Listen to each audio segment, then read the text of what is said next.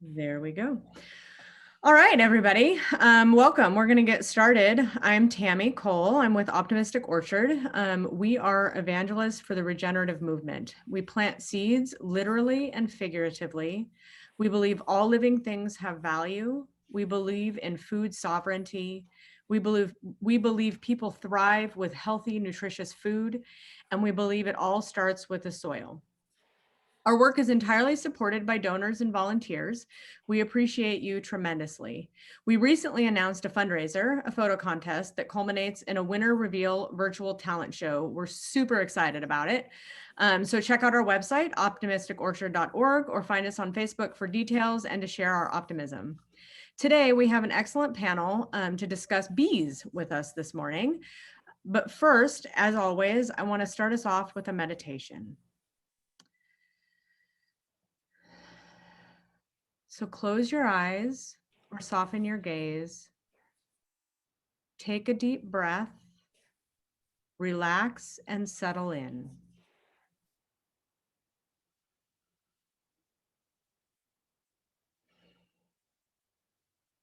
Picture yourself at the farmer's market or at your grocery store. Think about the fruit: strawberries, blueberries, peaches, apples, grapes. All of these are available because of the bees. Think about the vegetables: carrots, cucumbers, beans, broccoli, onions. All of these are available because of the bees.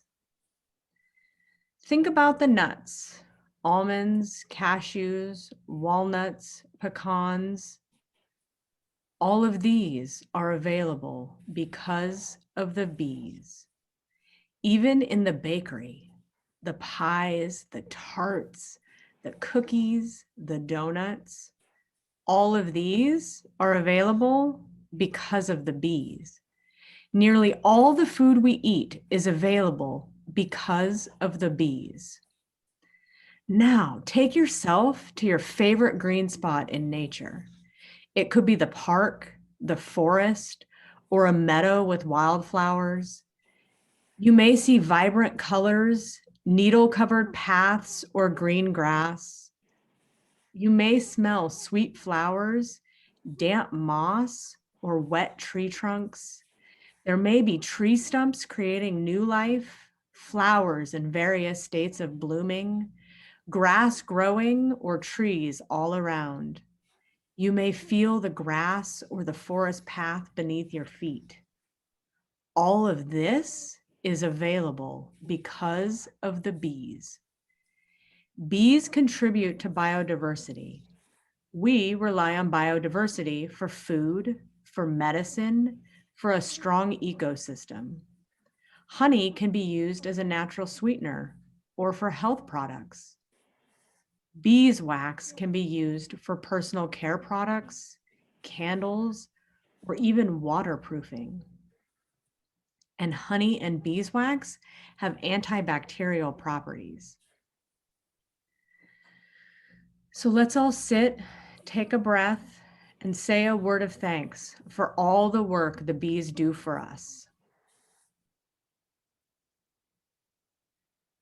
And when you're ready, open your eyes and come back to the room. So I said when we started that we have a great panel today. I'm really excited about this. We've been talking about doing this for quite some time, so I'm really excited that it came together. And I want to say thank you to our panel for joining us. We have Pete, who is the assistant brewer at Bainbridge Brewing. He's been beekeeping since 2015. He learned by taking the Washington State Beekeepers Association's class, and he does it because bees are super cool creatures and he loves honey. And his honey is delicious. I've had it. Wendy works for the Department of Defense on Marine Corps Base Camp Pendleton in San Diego as a strategic planner, focusing on threatened and endangered species management. She has been managing a colony retrieved from an irrigation box for a little over a year. She has a blog, bee-longing.com, pretty clever. If you want to follow her progress, check it out. Theresa is a full-time real estate agent in San Diego. 2 years ago, she was looking for a new hobby and took a beekeeping class.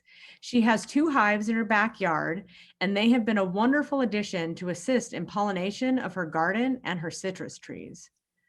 Bryan is a general contractor in Kitsap County, working towards his 5-year goal of being a full-time lavender farmer and beekeeper. He has been beekeeping since 2012. He loves beekeeping because it allows him to be close to nature, and there's always something to learn. So thanks again, you guys, for joining us. I really appreciate you guys being here today. I'm going to start. I've got some videos and some pictures that each of the panelists have sent me. So I'm going to start by kind of running through those and asking them each some individual questions, and then we can open it up. And if other people have questions, or if not, I could talk about this all day. I have so many questions. So we'll start with the first video is Pete's video. So I'm going to play the video and then we'll ask a couple questions.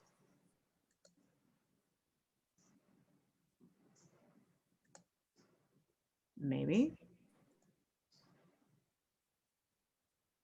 There we go. Oh no! It worked before I got on. Let me see. Let me see. There we go. There we go. Slow mode. I like the slow-mo.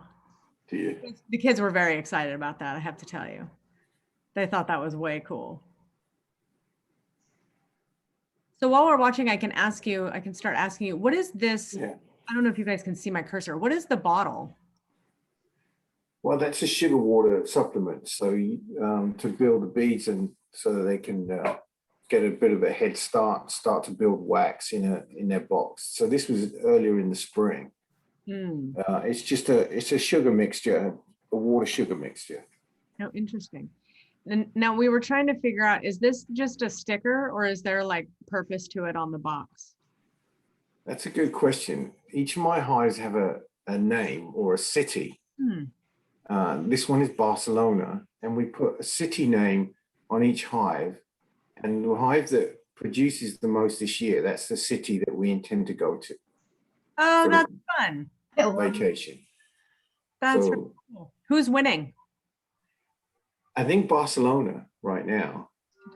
Yeah, so we have Barcelona, Menorca, which is a little island in the Mediterranean, Islay, which is an island in Scotland, and Harris, which is also a little island in Scotland. Those are the 4 places. Oh, very cool. And that was going to be my next question. You have 4 hives? I do. I have 4 hives. There's 2 together at Saxon Cottage Farm, North Madison. And then there's 1 at Hitchcock's farm, which is Love Green. And then there's another one on a small farm behind Sportsman Club. All on Bainbridge Island, right? All on Bainbridge Island, yeah. Yeah. Have you ever had hives off of the island? No.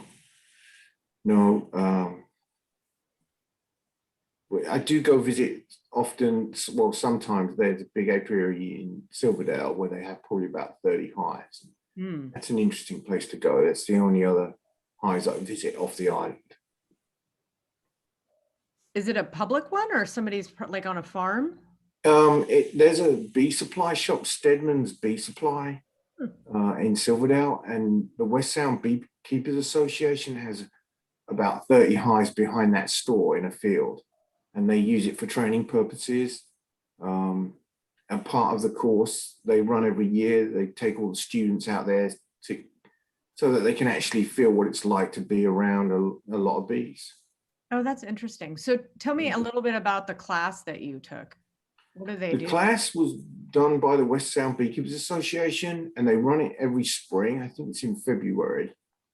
And it was when I did it in 2014. It was 1 evening a week, and then at the end of each evening they give you a little test, and then at the end there's a large test to get your West Sound Beekeepers Association kind of merit badge, and then they set you free.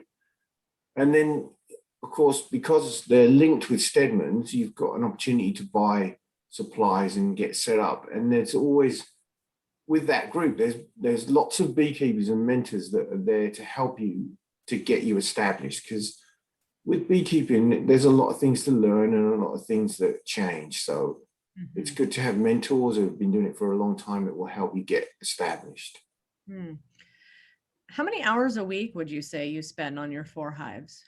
Is it time intensive? That's another good question.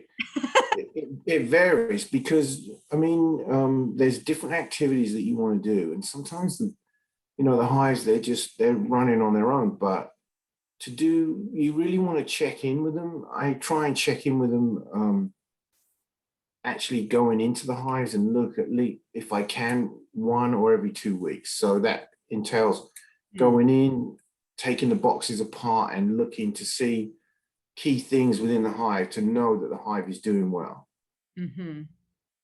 Interesting. So today, this morning,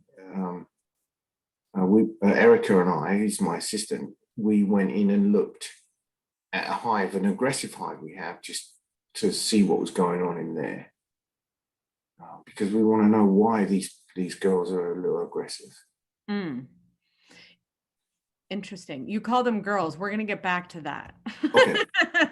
I want to know more about that. I'm going to show Wendy. Oh, maybe I'm not. Swear. Zoom. Videos. I'm new to videos on Zoom. We'll get there. Okay, so Wendy, I'm going to show, these are ones, I pulled these off of your, this is one you sent me, and then I have some pictures. So I'll show the video and then we'll go through your pictures. And then I have some questions. This must have been when they were doing better. Yeah, because that's one of my questions for you is what happened. Oh, come on. There. No. There we go. This is another video. So this is the hive right now. They're just kind of milling around. They seem to be fanning their wings some. I see what might be some fruit flies or something walking around. I'm curious. I need to get back in the hive. I'm waiting for a box to arrive so I could expand it. I'm just getting worried that they might be getting ready to swarm, and I'm not sure if this is an indication of that or not, or if this is just end of day. I just haven't noticed this before. So recording this for posterity. They swarmed right after this, shortly after this. So you were right. They were getting ready to swarm. Yeah, and I definitely want to talk about the swarming at some point with all of you. That's one of the questions I keep getting from people. So I saw on your blog you had this picture of a queen in a clip. What is a queen in a clip? Why is she in a clip? Yeah, because then I'll show the next one is the queen in a cage. And so I want to know, like, what's the queen in the clip and what's the queen in the cage, and what's kind of the difference between the two? So the queen in a clip, what I was doing, so what happened was they swarmed, and then lots of Wendy mismanagement, rookie learning, where I didn't realize how far along in their swarming process they were. I bought a new queen because they had gone queenless, and the colony basically completely collapsed down to next to nothing. It turned out that there were some queens that, well, this one in the clip, she did return, but I had already bought a new queen, and that's the one that you saw in the cage. That's how they come. That's one of the ways that they come when you buy a marked queen. This is a horrible picture because you can't actually see the marked queen in it, but there's a queen in there with a white dot indicating that she's a 2021 queen.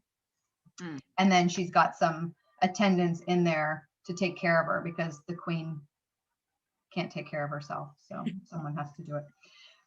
So this picture is how they come one of the ways they come when you buy a queen.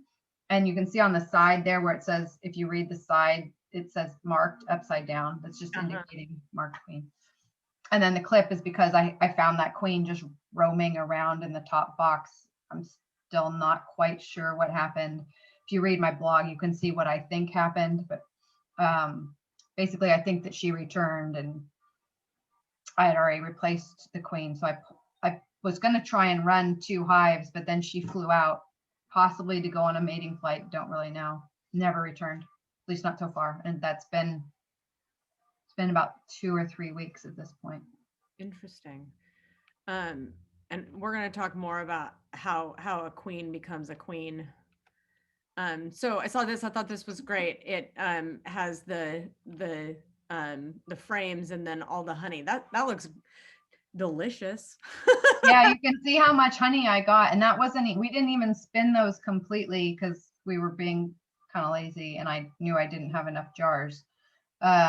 And so we spun them, and then I took them home and then put those empty frames back into my hive for them to finish cleaning up and take advantage of whatever I'd left behind. Oh, nice. Nice. Yeah, that was my first. So this is my first year, and I went from no bees to a wonderful active hive to basically no bees again, and they're building back up, but it's a bad year. So that was your first kind of harvest of honey? Yeah, that was my first harvest. We've all been enjoying it. It's been delicious. Nice. And then I saw that, what is a queen excluder? What is that? So there's some people use them, some people don't. I've been using them, and so it's just to keep the queen from getting into the box that's going to have the honey in it. So it's to keep them from laying eggs in your honey. It's just a way to try and keep things separated, which makes it easier when you're harvesting honey. Oh, interesting. So the worker bees can crawl past that because they're smaller, but the queen can't. Turns out drones also can't because they're larger. Oh, interesting. Huh. And some bees just don't like them, it seems, because my friend also manages some hives near here, and her bees are larger because she uses foundation. I'm not using foundation, so my bees tend to be a little smaller, it seems. Hers, sometimes it seems like they get stuck. I don't know. We just have this hypothesis that these larger bees don't like the excluder. We haven't tested this. Perhaps people that have done this for longer than I have some better ideas about it. What is foundation? It is a stamped template that you put on the frames, and you can get it coated. It can be made of different things, but and it basically gives the bees a template for drawing out the comb, and it's used to help reduce. There's lots of reasons. One, it makes the combs stronger. Two, it gives them a structure to build on so that you are less likely to get what's called crazy comb, because the bees don't necessarily want to make nice straight combs. If you see natural combs, like they might have waves. So this just helps them build straight combs, which is what we want. Yeah. Yeah. There are other ways to do that without using foundation, which I'm playing with. Got it. No, Pete didn't like my question. How often do you spend? Because you have the one hive it's in your yard, right? Yeah, it's in my backyard. So how often do you play with your bees? So it depends. Well, like Pete said, it depends. Right now, I'm not in there at all. I haven't been in since whenever I put that queen in and then confirmed, so 2 to 3 weeks. Ideally, I'd be in there every 2 to 3. Right now, I'm trying to stay out. When I was getting started, I was in there more often because I just wanted to see what was going on and make sure that they were building up. As we got close to where I knew I was running out of space, I was in there more frequently trying to assess what needed to happen. Mm-hmm. I've got a sticky board on the bottom, so I'm just curious. So I like to see what's going on, but it's also, you don't want to get in there too often because you're tearing apart their whole house. If they've sealed it all off and put propolis around so there's not drafts and things. So every time you're in there, you're kind of taking everything apart. Mm-hmm. I've got a sticky board so I can look underneath and use that for getting a better idea of what's going on without getting in there. Yeah, I hadn't thought about that. It's probably pretty disturbing to them. It's interesting to us, but it'd be like if somebody came and took the roof off my house all the time. Yeah, that's how I describe it. It'd be like somebody coming through your house, ripping, leaving all the doors and windows open and then leaving. And okay, well, you're still here. Great. That's good to know. Right. Poking their head in. Ooh, look, people living. That's great. Okay. Thanks, Wendy. I'm going to ask Theresa some questions. These are your pictures. So one of the questions that the kids and Michael and I had when we were looking at this is why do they group on the one side? Is that like an entrance? Yeah, so the entrance is at the bottom. So there's 3 boxes here. You can see they're all different colors. The one on the bottom is called the brood box, and then I have two honey supers on top. Between my brood box and my honey supers, I do run a queen excluder. What's happening here is they're bearding on the outside of the hive because it was a warm day. This particular hive did swarm also. It got just overcrowded. It was a very prolific queen, and they just overcrowded this box, and they were able to swarm before I was able to split the hive. And so once they swarmed, I went ahead and I did end up catching another smaller swarm. It could have been my swarm, but I couldn't really tell. I do have a second hive as a result of that. And then what I did was I split this lower box, took some of the brood out of that box, put it in my new hive, and now I have 2 hives. But what they're doing right here is bearding from overcrowding. Oh, very cool. That was actually, you touched on the different colors. Is there a reason for the different coloring? No, it was just basically my old paint that I had in the back of my garage. So you try to use like non-toxic paint. So I just happened to have a couple different colors, and I just ended up using up the rest of it for the cans. But yeah. So did you build these boxes? Yeah, I ordered them unassembled. So they come in a flat, pack, all ready to go. And then you just kind of put them together with the, you just nail them together or rivet them together, whatever you do. Yeah. And now this is a close-up of the same, right? Am I right? Yeah. So you can see this one, I did have a entrance reducer at the bottom at this time. So obviously when they were bearding, it was getting too hot. I pulled the entrance reducer. And what the entrance reducer is it just basically reduces the entrance. So it makes it easier for the bees to defend the hive. So if and when there's a predator, a mouse, whatever it is trying to get into the hive to steal the honey, other bees from another colony, then the entrance reducer helps the bees defend their colony. So I did have an entrance reducer, but I ended up pulling it after this bearding situation happened. So you can kind of see that at the bottom. It's basically a piece of wood that has 4 sides, and the entrances are, go from smaller to to larger.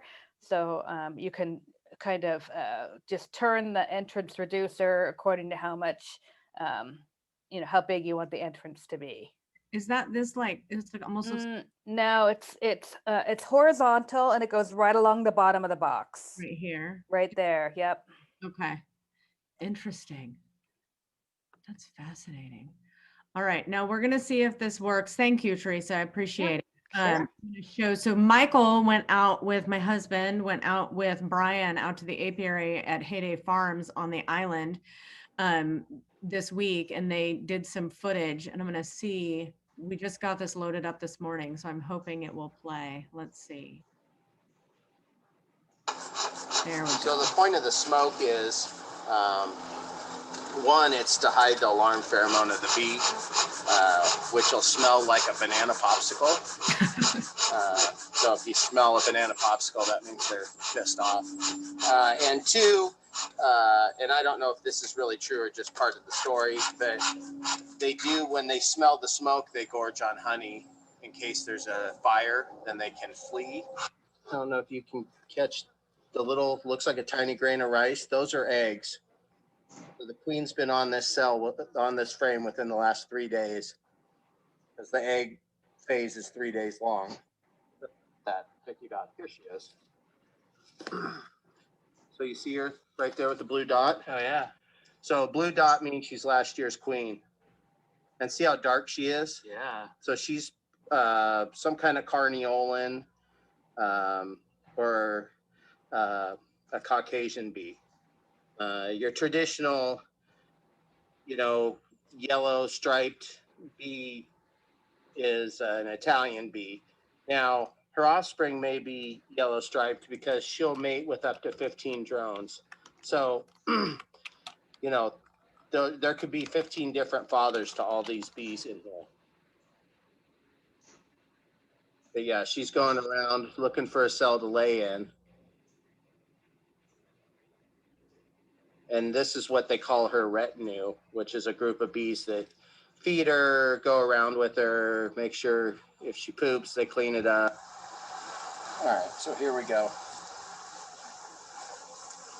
There's the queen. She's a white dot. That means she's a 2021. And again, it's a darker queen. I like the darker ones just because they're easier to care for. Because they don't seem to die out over winter. Here's a Oh, So the come point- on. I will get us back where we were. I'm actually going to pause it for just a second because I have a question about the dots, Brian. So Wendy had touched on, I think you said the white dot is a 2021. So am I correct then that there is a convention for the coloring of the dots? Yeah, there's an international color coding system that repeats itself every 5 years. So 2016 and 2021 would be a white dot. 2015, 2020 would have been a blue dot. 2019, 2014 would be a green dot. And then there's yellow and red. I don't remember what years those would be. And then it just keeps repeating itself. It allows you to change out your queens. Some beekeepers like to change them out yearly. I kind of like to see if I can keep a queen for 3 years, then for me, she's good grafting material to graft other queens from.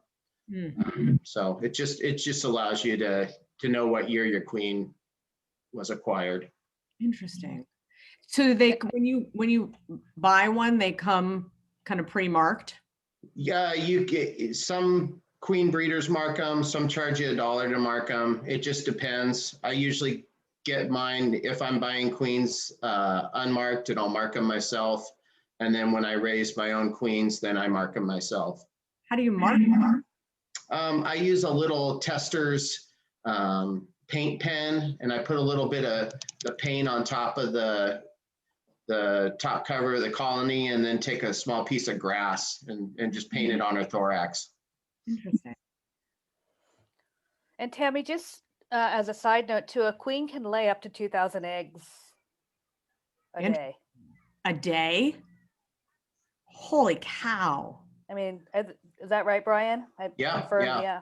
Yeah, upwards 2,000, 3,000, depends how prolific layer she is. But yeah, in the springtime, she's laying quite a few eggs a day. No wonder she has an entourage. Good Lord. Yeah, basically they take care of every need she has other than laying the egg. So. Wow. Oh man, that's fascinating. Okay, I think I went a little too far. Let me see. Let's see. They don't necessarily chew a hole to help it out. Yeah, I think we're a little too far. There we go. Because they don't seem to die out over winter. Here's a bee being born, actually. Oh, wait. Wait a minute. There it is, yeah. Now, do the other bees help Can it you out, guys or is see it just right there? They'll come over and feed it. They don't necessarily chew a hole to help it out. Here's another one being born right here. It's a little bit better view. But if it sticks its Okay. proboscis out, they'll come over and feed it. There's some male bees being born right there.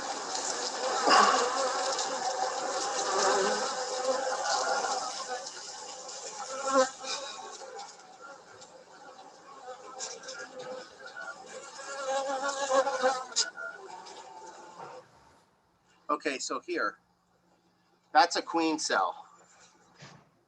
And that's what they consider a swarm cell. Swarm cells are built on the bottom side of the comb. If it's up in the middle part of the comb, it's usually a supersedure cell, which means the colony's decided she's not a good queen and they want to get rid of her. These swarm cells, they make queen cups, which there's one, and the queen knows that they're going to swarm, so she'll lay in those. And then when it's capped, then she'll swarm away. So I'm guessing my queen swarmed a couple days ago when that was capped. Mm. So hopefully within the next 3-4 days, a virgin queen will come out of that. So that's a capped frame of honey right there, or 95% capped. What they do is they cap it when it gets below like 18% moisture. And so they put the cap on so that it won't pull any moisture out of the air and start fermenting. So anything below, actually about 19.5% won't ferment. And so they put a wax cap on it because honey will naturally pull the moisture out of the air. And when it gets too high, then it'll ferment and make them sick. So it kind of cut off at the end, but you said that if it gets too high, it ferments and it makes them sick. What happens if we eat fermented honey? Is that toxic? Like how does that work? No, it's not toxic. It's just making itself into alcohol. You'd have to eat quite a bit to get intoxicated. But what we have the problem with the bees, and I guess, I don't even know if I told Michael, but in the wintertime, they can't fly out to go to the bathroom. So if you got an upset tummy, you're going to the bathroom in the colony, and then someone else cleans it up with their mouth, and then they're going to the bathroom in the colony. So it's just basically you get dysentery inside the colony and all the bees get sick, and then their guts all screwed up. So fermented honey is not going to hurt you or kill you. It's just one, illegal to sell honey that's above I believe 19 or 20% moisture content, and then two, it's not good for the bees. Interesting. So somebody actually asked in the Q&A, they asked, speaking of fermented honey, how is mead made? Can any of you answer that? Do you know? Or Michael maybe could hop on. I think he could probably. Pete, do you know the answer to that? How do you make mead? You're muted, Pete. Oh, here, let me unmute him.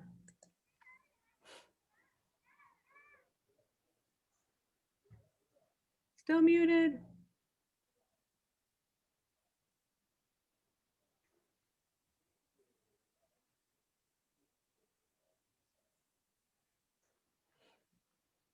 There we go. Can you hear me now? Yep. Okay, so in the brewery, we got a fair amount of honey, and we made mead and experimented with different things. So really, it's just water and honey, and then you add a little bit of champagne yeast, and the natural fermentation as the yeast eats the sugar turns to mead, which is a beautiful thing. So we made about 30 gallons, and then we experimented with different fruits in the mead and also with carbonation. And it's a nice drink, tastes of honey, and it's a little strong, probably about 15 ABV. Oh, interesting. Yeah. So let me see, I'm gonna get on the participants. I'm gonna add Michael in here as a panelist because he is going to share with us a little bit about what it was like for him to go hang out with Bryan at Heyday. Hey guys. Michael, turn your so video on. It doesn't let me. I think you have to allow that. They said it was promoting to panelists. There, is that better? Maybe. Aha. There he is. There Hey he guys, is. how you doing? Great. So I just wanted to say a couple things. I just have to comment, even though you don't work there anymore, you're still representing the brewery. Did you even realize that? I did. It's really comfortable clothing. Like He's got solidarity, man. it's the clothes. They're just super comfortable, and you know. For those of you that don't know, that's how we met Pete, is Pete and Michael worked together at the brewery. Yeah, so I just wanted to say it was great to learn more about bees, and thank you, Bryan, for taking the time to show me all that. There's a couple things that I found.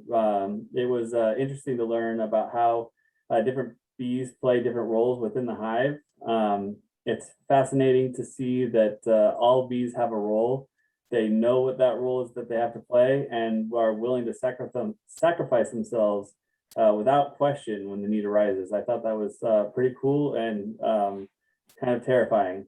And lastly, it was nice to see essentially the whole life cycle of the bees. I mean, we saw bees being born, we saw eggs being laid, and then all of them working around and doing their thing. And yeah, I just thought that was really cool.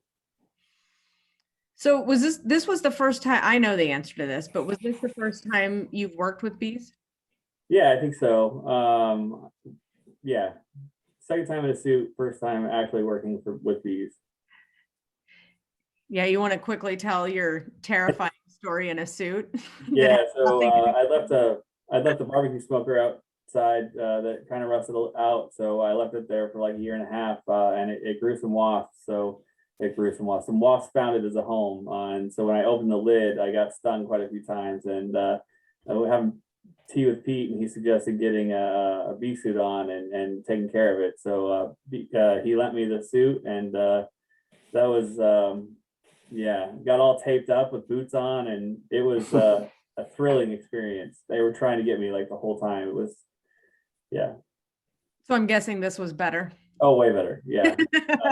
Very less, like the fear of getting stung was a lot less. Yeah. They're a little more docile. Yeah. I mean, they don't want you in their homes, that's clear, but they're definitely willing to, hey, what are you doing? What's going on here? Yeah, checking it out. Would you be interested in like going back and learning more? Yeah, I think that'd be great. Maybe learning enough to put a class together. Yeah.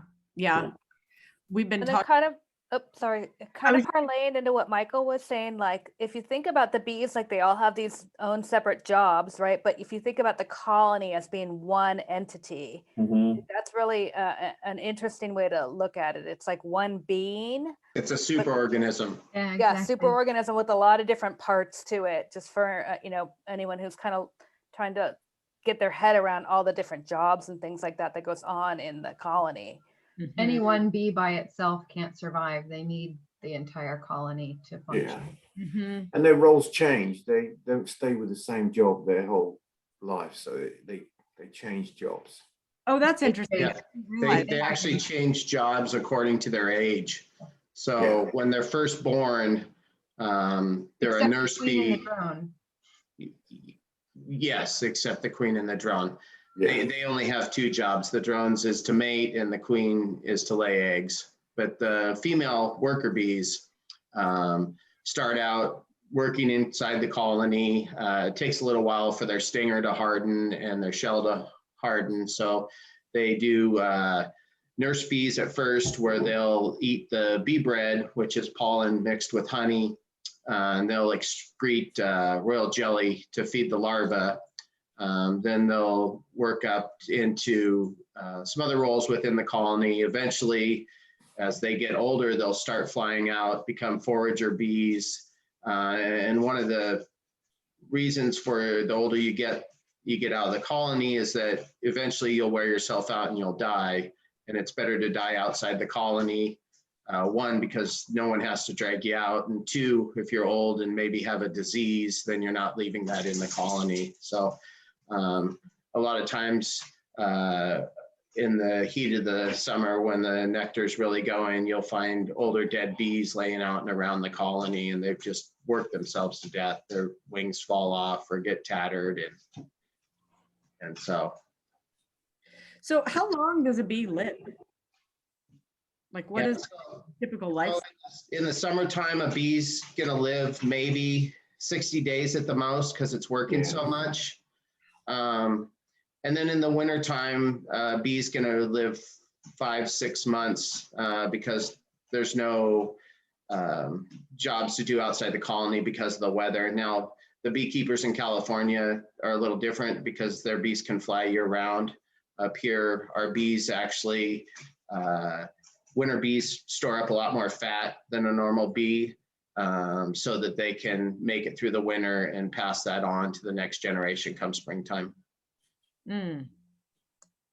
Interesting. Somebody asked, is there a way to help the bees to survive in the winter? They actually do a pretty good job of that. Like they maintain the hive temperature despite changes in temperatures outside. So that's part of why you find them in cavities. Like, you know, they'll build in roofs and cavity, you know, dead logs and things that are already going to help kind of protect them from the elements to some degree. If you're a beekeeper, then yeah, there are things that you do in the really cold climates. Like you can put a cozy basically around them to help keep them warm. Or another big thing is just not to go in the hive during the winter, because like we were talking about, it disrupts everything. So if you can reduce that disruption. Luckily in Southern California, I don't have to worry too much about winter survival because it's mild enough. But you know, wild bees that are just feral bees, they pick spaces where it's easier to maintain. They also have less bees in the winter and they form a tight cluster and then they keep each other warm and they keep the brood warm. Starvation is another reason why bees will die in mass in the winter time too, because they're not able to go out and forage for food. So if they don't have enough honey stored up, then the colony can die of starvation. But where we are, we try to fight the damp. I think damp is a really big problem for us. As far as food, you try and make sure that they have enough. If you use 2 deep boxes, that they have enough stores. But sometimes even in the winter, they can't find those stores.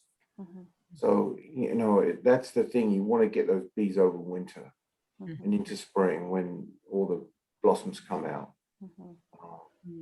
Yeah, Pete, yeah, that's a great point, because a lot of the bees in boxes, they do have to fight the dampness and the mold and the dampness also is, you know, kills a lot of the bees too. That you're not able, so a lot of people tip their hives towards the front. So if it does rain and there's water or you know, something that dampness that gets inside the hive, it rolls out the front, or supposedly does. Yeah, I actually keep most of my bees up in Squim for the winter, where it's quite a bit drier than Bainbridge. So I don't have the moisture issue. I also add a piece of rigid foam insulation on the top of the colony. The biggest problem with the moisture is that it condensates on the lid and then drips back down through the brood chamber, which causes problems. They don't mind the moisture on the walls because they actually need a little moisture to dilute the honey down to eat it. But when it's raining down on them, it's really detrimental to the colony. Yeah. Interesting. I was going to add one more thing. Another big problem with winter survival is mite load. We have a mite called the Varroa destructor that feeds off the fat body of the bee. And if you're not treating for mites, you end up with some serious problems in the colony. The mite's a vector for several pathogens. And when your mite load is too high going into winter, you're most likely going to lose your bees. Yeah, there's certain ways you can treat the Varroa. Varroa is really a big problem, but you've got to manage it, especially going into winter. So a lot of beekeepers do a test to find out what that mite load is in their late summer, fall time, so that they can prepare the bees for winter and hopefully knock those Varroa out. That's my oxalic acid. Teresa's showing something that she uses. For mites, that's the oxalic acid. That's how I treat them. But a lot of people, you know, different beekeepers treat in different ways. I treat with oxalic. I vaporize. Yeah. Interesting. So we have lots of questions coming in the chats. So Bryan, you had said that you keep your queen for 3 years. So if I'm assuming, I mean, we talked earlier about 90 days, you know, a couple months. Clearly queens live longer. Yeah, a well-mated queen can live 5, 6, 7 years. The problem is the well-mated. A lot of commercial queens, the turnover is so fast, the way they're breeding them, that they might only lay for 1.5 years or 2 years. So a lot of beekeepers like to switch them out every year. It's an inexpensive way to keep your colony up and going. You can usually buy commercially raised queen for around $30, sometimes a little more. But yeah, they can live quite a long time. But if they're not laying the optimal amount of eggs on a spring buildup, like the 2,000 plus a day, then you're not going to get a honey crop. Or especially around here, all our main honey flow is blackberry. So our buildup, you want your colony at the strongest point going into June, right on the verge of swarming, so that you're going to get a decent crop out of it. Okay, that makes sense. And that actually brings the next question, which is, how do you make a queen? So I should have brought some props in, but you find a 1-day-old larva. The egg stage is about 3 days, and you can make it easier by containing your queen to a single frame in a smaller colony, so you can actually find the 1-day-old larva very easily.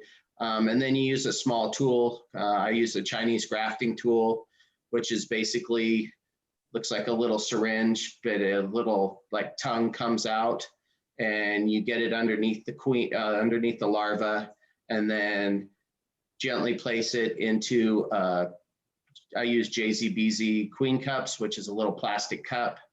And then you hang it upside down in a queenless colony. And usually you can run 30, 40 queen cells into one good large queenless colony, and they'll draw out, depending on if you got the right age larva, you know, usually about 80% is a good take. And then at like 8 days, 9 days, it should be all capped, and you can move it into queenless mating colony with like 2 frames of brood, and then she'll hatch and fly out and mate. And a couple weeks later, if you see eggs, then you've got a new mated queen, and you can move to a bigger box and start feeding them and get them ready for winter. Interesting. So another question that came in is, how much room do you need for a hive? And so now I know, Wendy, yours is in your backyard, and Theresa, yours as well, right? Yeah. So somebody was asking, you know, like, can you do it in a rural setting? So I know both of you are in the Southern California, like San Diego area. Are you in like a suburb or like city, or what kind of an area are you living in? I'll go first. Yeah, sure. I'm in a area called Pacific Beach. We do have some, so it's a neighborhood. I live on a house that's, you know, in the middle of a block, a 7,000 square foot lot, not a huge, you know, lot. We do have some city and county regulations that we have to, you know, register our hives, and we have to make sure we're a certain distance from our neighbors' walls. So my hives are right in the middle of my backyard. But yeah, I just have them up on a table. I have a dog, so I didn't want my dog to be at eye level with my hives, so I have it raised, which is good and bad, because when I'm tending to my hives, I have to be on a ladder, which is sometimes a little precarious, but you know, whatever keeps the dog safe. And you know, I don't have any problems. The bees fly off, they do their thing, they forage in the eucalyptus trees and the pepper trees and the garden around, you know, my neighborhood, and they come back home at night. So they're always kind of coming and going throughout the day. And then around 4 o'clock is when most of them are back into the hive in the afternoon. Wendy, what about you? Yeah, so I also live in just a residential neighborhood, just a bunch of tract homes. We have a little bit larger lots. We're on I don't know, I think it's 1/4 of an acre, but it's mostly unusable because it goes straight down a hill. So I'm on a canyon and back up into native space. But like Theresa said, there are regulations, and the hive's registered. And technically, I think I'm not supposed to actually have a hive in Oceanside. Is what I've been finding. When I had done my first research, it looked like it was fine, and it's kind of questionable because my house is zoned for a horse. So I don't know why I could have a horse but not bees, but that might be possible. so far I've just, before I did it, I talked to my neighbors and let them know what I was planning, made sure no one was allergic, and have them faced away. So they're faced, that hive entrance is faced in and towards my house, so that they, when they come out, they are gonna, if they're gonna annoy anyone, it's first us. And then I just check in regularly with the neighbors to make sure they're not causing any problems. I also added some water features because the neighbors have a pool, so that they'd come to my water first, hopefully, before they go to the neighbor's pool. One, I don't want them going to the neighbor's pool because it annoys them, but also it's chlorinated water. It's probably not the best for the bees. Yeah. But it's just backyard beekeeping. I did have an instance where we have a lot of Africanized bees here in the Southern California region, and I did have an instance where my hive got very hot, got really angry, and there was just a lot of very aggressive bees that were flying right at my face. And so I do have small children who live on either side of me. So I did package that hive up and give it to a bee sanctuary so that they could requeen and get the temperament down on those bees. Which was successful. But yeah, I couldn't have angry bees flying around with little kids on both sides of me. So I have had to rehome a hive before because of the aggressive nature of some of the Africanized bees in SoCal. Yeah, that's something I would say about why I try to be pretty diligent about swarm, not wanting them to be swarming, because I'm in the neighborhood. I don't really want to be casting swarms, sending them to go live possibly in the eaves of my neighbors' homes. So I'm aware of that. And then also it's why I buy marked queens rather than just adopting a feral hive. Is that way, hopefully they're bought from people that are breeding outside of the Africanized area, so that hopefully I get more gentle queens that are coming in just to keep them calm. And then that's also what I'm watching for, is if they were to get spicy, then I would requeen. So that brings up two questions. One is the temperament of the hive based on the temperament of the queen? She says Largely, yeah. Yeah. It's also dependent on whoever she mated with, because Yeah, the temperament's drone related.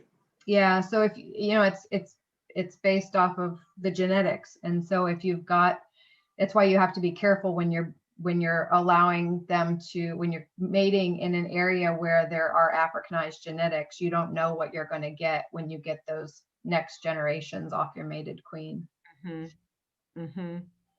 And then the other question about that is about swarming. What causes a swarm? And like you were saying, you don't want them to swarm. Is there ever a time that you do want them? Like you hear a lot about swarming and the bees swarmed, or, what is the deal with swarming?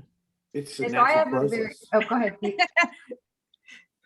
It's what bees do. It's how they subdivide. It's a natural thing. You want to catch them before they swarm, so you can actually have more bees and establish a new hive. But it's their natural way.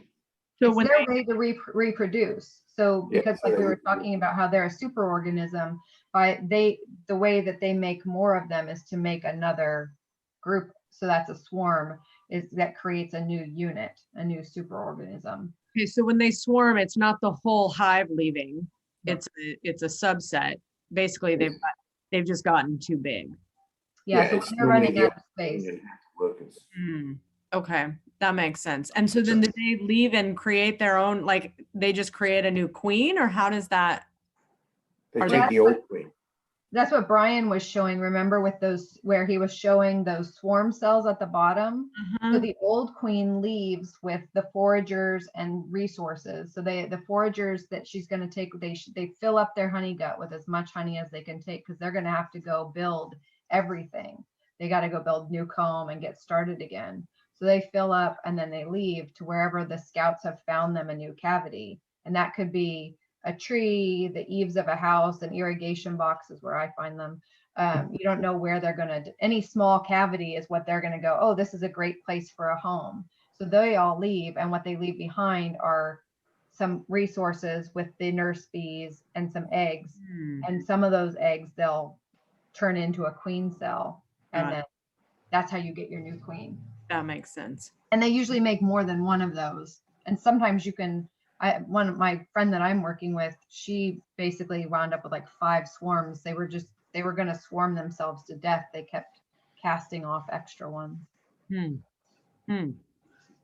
And then somebody else asked, what about a portable greenhouse or a greenhouse nearby with flowers? They live in New Jersey, so winters can get harsh.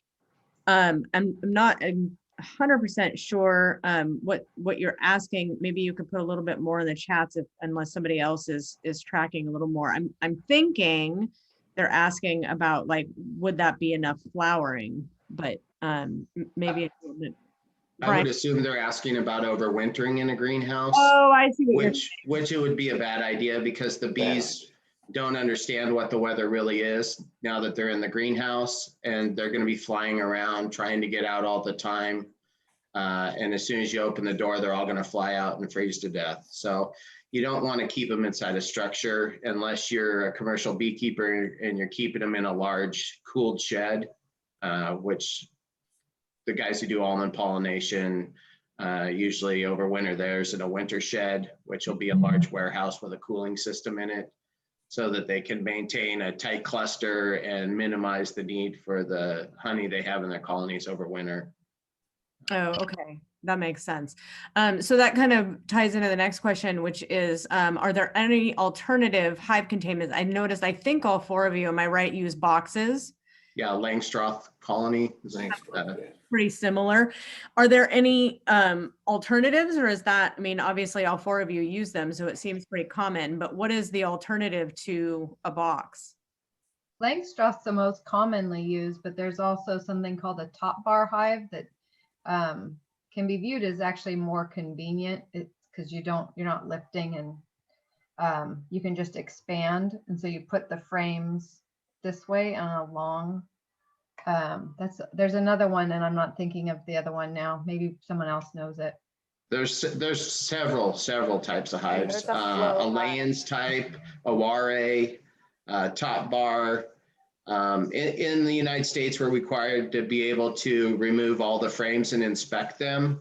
But in some countries, they keep them still in skeps, which is the old style straw, beehive looking structure. There's people who keep them in log hives for more natural beekeeping. But like I said, we're required to be able to inspect our colonies for disease. Washington doesn't have a bee inspector, but a lot of states do, and they will actually visit your apiary looking for disease, or if you're moving your bees around a lot, you're going to need a health certificate to say that they're not diseased. Interesting. Have any of you tried any other structures besides the ones you currently have? I did a top bar hive for a couple of years. Just seemed to be a pain in the butt. So it's easier to have all the same equipment. So when you're splitting or moving colonies around, everything's the same. I run all deeps right now, which are the taller boxes. That way all my frames are exactly the same. Now that I'm getting into honey production, I'll switch and use mediums, which is a shallower honey super, because it doesn't weigh so much. You're not trying to 10 framers? Are you using 10 framers or 8 framers? Yeah, I run 10. Yeah. I thought about 8 when I first started, but what I noticed from everybody is it's rarely that the last 2 outside frames get drawn out anyway. So I run 10, sorry. And that's another thing, people switch 8 to 10 frame equipment, then your boxes don't stack on top of each other, and you end up with problems. It's easier to just keep things simple. That actually leads into another question that somebody has in the Q&A, is about costs of maintaining a hive. What are the, I don't know if you can give me a ballpark about how much it costs to set up a hive, or even, how much to run it, or what is some stuff you guys can share about the costs of, I know at one point, Theresa, you mentioned it's kind of an expensive hobby. Well, it depends on how you do it. I mean, you can spend as much money or as little as you want. There's a lot of free ways you can get, equipment. People get in and out of it as a hobby. So sometimes you'll land, a couple boxes here and there. I got an 8-frame box that I'm still running that was a gift. I've got it. And that's why and just like Brian was saying, like it's a little inconvenient because I have an 8-frame and a 10-frame hive. So, fortunately they're both deep. But there's a lot of combinations that you can put together, or you could just buy all new equipment and or typical hive, with a honey super and cost you like for the full thing maybe 300, 350, something like that if you just go boom brand new. But so you have to buy the box, and then you have to buy the frames, and then you have to buy the foundation, and then you have to buy a queen excluder. So there's a few things to buy. And then plus you want to buy a really good bee suit. That's my recommendation, is get a full, really good bee suit. You need a smoker, you need a hive tool. There's other things you need. So And then, I mean, I think you could get into the hobby for probably 500 or less. Mm-hmm. And then you have annual costs. I don't know about Peter, but I feed mine sugar water to prepare for winter. I use a pollen substitute to keep it brewed up when there's no pollen. I got the cost of my oxalic acid. My vaporizer was $400, $500. So you have reoccurring costs on top of that. Yeah. Mm-hmm. If someone was interested to get into beekeeping, I would recommend that they seek out a mentor or a group and see before they, start throwing $500-$600 at it, because you need to really know a certain amount before you get into it. And they're people. Most beekeepers are really receptive and want to help new beekeepers and help them down the road. So you can find in your area, get some books, some information, and seek out groups that will help you and mentors, and then. If it's really something that you want to do, then invest the money. Mm-hmm. Mm-hmm. Yeah. So I saw a husband of mine raise his hand. I know somebody who's looking for a mentor, and I know 2 people who are willing to mentor. So I I think keep getting a promise that I'm going to get a hive in my lawn, but promise it. somebody keeps saying they're going to split their hive, and I still don't have a hive. still don't have a hive. And Pete, if you couldn't figure out, I'm talking about you. Sometimes the bees have other things in mind, and you might think you're going to split the hive, and then it just doesn't go the way you thought it would. Totally. Well, the other thing too is that the bees cost money too. So if you want to order yourself a nuke or something like that, you're obviously have to pay for that, or get it from a friend, or like the way I caught one of my hives is I put lemongrass oil in a hive in a box that I already had. And the bees came to me. I mean, I literally was driving home, pulled the truck in the backyard, and a swarming around my backyard, and they landed in my box. I wasn't even planning on catching a That's great. swarm that day. And that has been one of the best temperamented hives that I have. Sometimes they're hot, sometimes, some bees who are swarming are a little bit more aggressive, but this particular swarm that I caught has been wonderful. They've been very temperate and very, very nice to work with. So I think it just depends on what you get. Mm-hmm. That was great. That's lucky. Yeah, it was lucky. Yeah, but again, they could have been my bees that swarmed, so I have no idea. That's true. Share and share alike. And so I think I'll end this one last question. We're at noon. I said we'd be about an hour, so I want to respect everybody's time. But I do have one last question that is kind of near and dear to my heart, which is why are bees endangered? What can we do to help, like as people? What is causing the decline of bees? And how can we, as people who do not have hives, what can we do to support bee production? Wow, Limit that's a big pesticides. question. And I'll give each of you, why don't each of you kind of wrap up with a minute or so of kind of what your thoughts are on what's going on and how can people help? Can I add one thing to that really quick? Yeah. what was it? Everybody's singing on Facebook was the apple water. Oh, Does that do yes. anything? No, That could be you're included right. in that question, but Thank you. Before we get to this last question, I'll do the second to last. So there's this thing going around. I don't know if you guys have seen it going around Facebook where you should shred apples and put it in water and leave. See, I see Brian's face. I'm like, is that really something that like will help the bees, or what is some good advice that we can spread that really will help the bees? That will attract a lot of wasps, and you don't want wasps. Mm. Yeah. I'm glad to hear that from somebody else, because as a biologist, I was like, I don't think so, but I didn't know what the other beekeepers who have more experience than I do would think. A myth. That was my instinct, but that's why I asked. I'm like, is that really? So why don't you guys wrap up with kind of what is your thoughts and feelings on like what is causing, I mean, obviously what is causing the decline could go on forever and ever, but maybe share something, and then what is something you recommend that people do that average everyday people can do to help? Yeah, I think one of our biggest problems that people don't even want to talk about is the fact that Varroa destructor mite carries so many diseases. And if people aren't treating their bees for mites, their bees are going to die. And a lot of people like to think that I'm a natural beekeeper, I'm doing this, I'm doing that. And if my bees are healthy, they're going to be okay. Well, we're putting bees into a box. Bees weren't meant to live in a box. They were meant to live in a tree. So you're already not a natural beekeeper. So check for mites. That's going to be your biggest problem right there.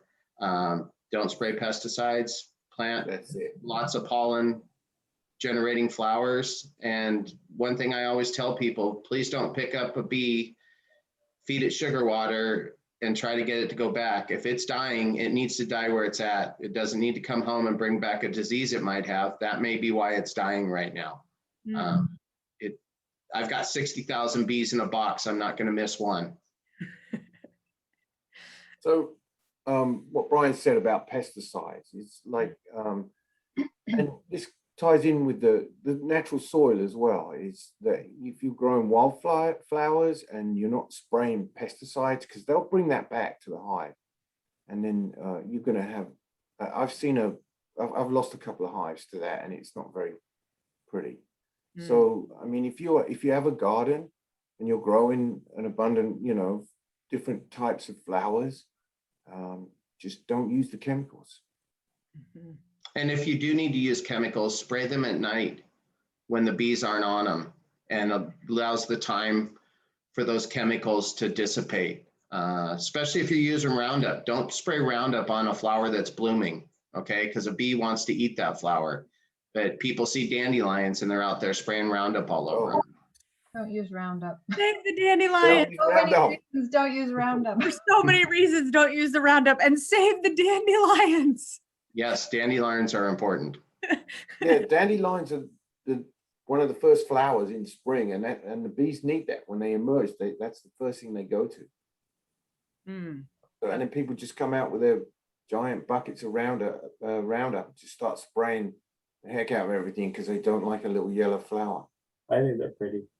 I love them. And I would say just remember we live in a natural world where, there's a lot of natural things that are still happening in our world, and it's really important to honor those and to make sure that we're mindful of our natural resources that we are, still have on our earth. So by, doing things like using salt for, salt or natural things for, instead of a pesticide, instead of a chemical, I think is a very important step that anyone can make. I mean, everyone's got salt and soap in their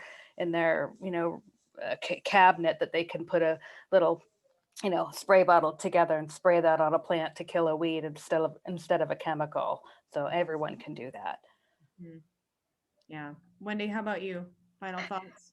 Well, I know this is your area. Wendy, like she could probably do a whole hour on this part. Yeah, I have a lot of Maybe thoughts about this.